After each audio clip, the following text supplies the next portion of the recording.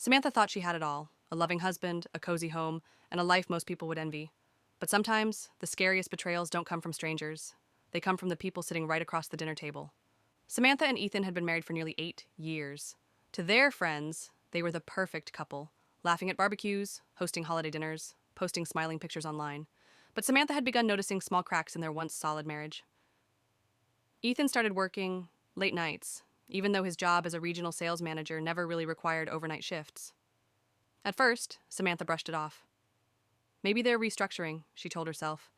Maybe he just doesn't want to worry me. But then came the phone calls at odd hours, the text messages he'd quickly swipe away whenever she walked by, and the sudden habit of locking his phone, something he never used to do.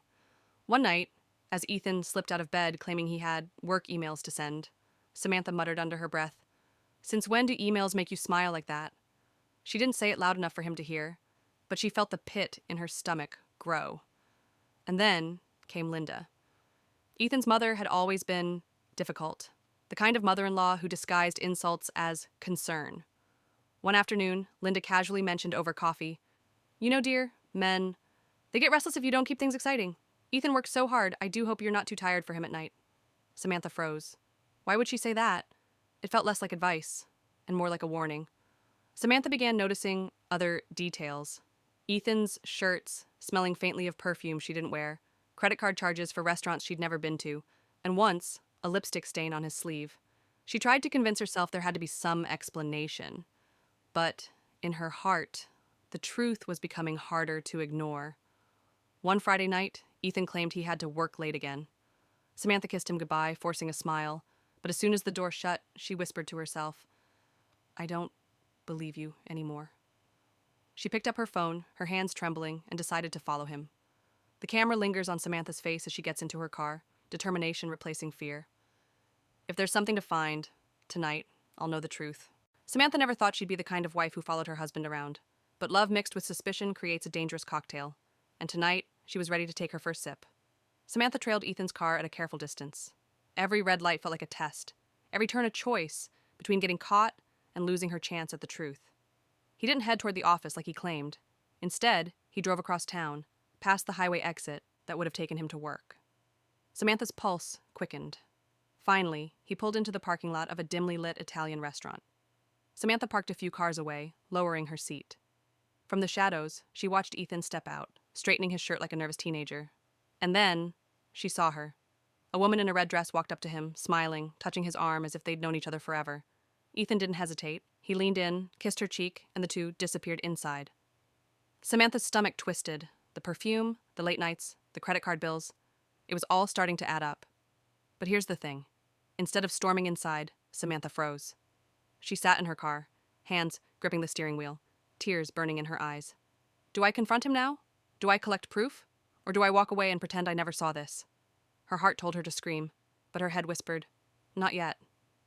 As Samantha sat there, her phone buzzed. It was a text from Linda, her mother-in-law. "Don't wait up for Ethan tonight, dear. He's probably busy." Samantha's jaw clenched. How could Linda know? Unless she'd been covering for her son this whole time. Instead of barging into the restaurant, Samantha made a decision. She snapped photos of Ethan and the mystery woman through her windshield, her hands trembling but steady enough. She whispered to herself, "If he's lying to me, then I need proof no one can deny." 2 hours later, Ethan finally came home, smelling faintly of wine and laughter that didn't belong to Samantha. He kissed her forehead as if nothing had happened, before crawling into bed. But Samantha wasn't sleeping. She stared at the ceiling, replaying the images burned into her mind. The next morning, she made a choice. She would confront him directly, but not in private. No. She wanted the truth, in front of someone else. Someone who would force Ethan to finally reveal everything. When you catch your husband in a lie, do you keep it behind closed doors, or drag it into the light where everyone can see? Samantha decided the confrontation wouldn't happen in whispers at home. Number Ethan had lied to her face one too many times. If she wanted the truth, she needed an audience. So she invited Ethan's mother, Linda, over for dinner, and she called her best friend Rachel, someone who always told it straight, no matter how ugly it got. When Ethan walked into the dining room that evening, he froze. Samantha, Rachel, and Linda sat waiting, silent, their eyes fixed on him like judges in a courtroom. Ethan laughed nervously. "Wow, Surprise dinner? What's the occasion? Samantha slid her phone across the table. The screen lit up with a photo. Ethan, outside the Italian restaurant, with the woman in the red dress. Her voice was steady, almost cold. Explain. Now, Ethan stammered. That's just a coworker. We were talking about a project, Rachel cut in, her eyebrow raised. At 10 o'clock at night? With your hand on her back? Linda shifted uncomfortably, but said nothing. Samantha's eyes narrowed. You told me you were working late at the office. Was this before or after you told your mother not to worry if you didn't come home? Ethan's jaw tightened. Mom? You texted her? Linda's face flushed. I didn't want her stressing out. Samantha's voice broke, but she kept her composure. So, you've been covering for him? You've been helping him lie to me? Cornered, Ethan finally snapped. Fine. Yes, I've been seeing someone. Her name is Melissa. It wasn't supposed to happen this way. But things with us, they haven't been the same for a long time. The room went silent. Samantha's breath caught in her throat. Rachel reached over and squeezed her hand. Linda, on the other hand, immediately jumped in. Samantha, marriages go through rough patches. Maybe this was just a mistake. He's still your husband. Samantha's eyes blazed. A mistake is forgetting an anniversary. A mistake is lying once and then correcting it. This question mark. This was calculated. Repeated. You don't stumble into another woman's bed week after week by accident. Ethan slammed his hands on the table. What do you want me to say? That I'm sorry? That I'll end it with her? Fine. I'll do it. Just don't make this bigger than it has to be. Samantha stood up, shaking, tears threatening to spill. Bigger than it has to be? Ethan, you blew our life apart.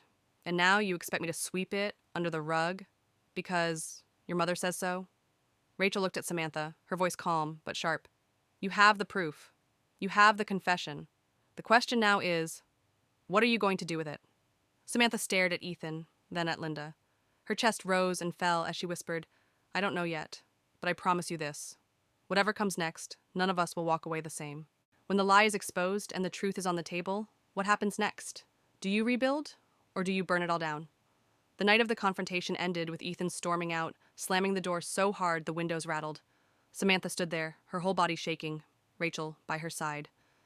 Linda muttered something about talking sense into him and rushed after her son, leaving Samantha feeling more alone than ever. But Samantha wasn't alone. Rachel poured her a glass of wine and simply said, You don't have to decide tonight. But don't let anyone else make this decision for you. The following week, the divide became painfully clear. Her family, especially her in-laws, begged her to forgive Ethan. Men make mistakes. He's still the father of your children. Her friends, Rachel leading the charge, told her she deserved better. Once a liar, always a liar.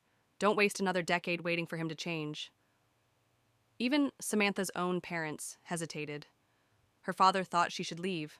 Her mother thought she should try counseling. Everyone had an opinion. Everyone thought they knew best. But Samantha couldn't shake what she'd seen. The messages. The late-night business dinners. The way Ethan confessed only after being cornered. And then came the worst blow. She discovered Ethan hadn't ended things with Melissa. In fact, the affair was still ongoing. She found new texts, plans for another trip, even love notes hidden in his desk drawer. That was the nail in the coffin.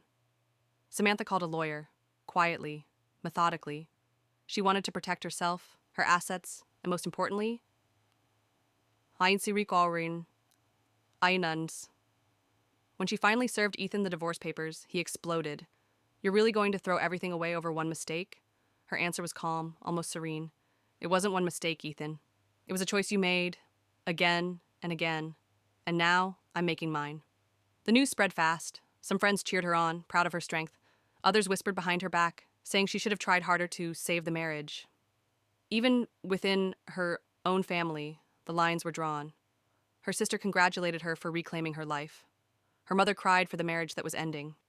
Samantha realized she could never please everyone. The only person she had to live with was herself. Weeks later, Samantha stood in her new apartment, smaller, quieter, but hers. She watched her children play on the floor, their laughter filling the room. For the first time in years, she felt a flicker of peace. Rachel visited often, reminding her she wasn't alone, and slowly, Samantha began to rebuild. In her journal, she wrote, He broke my trust. But I refused to break myself. This isn't the end of my story. It's the beginning of a better one. And so, Samantha didn't just survive her husband's betrayal, she transformed it into her freedom.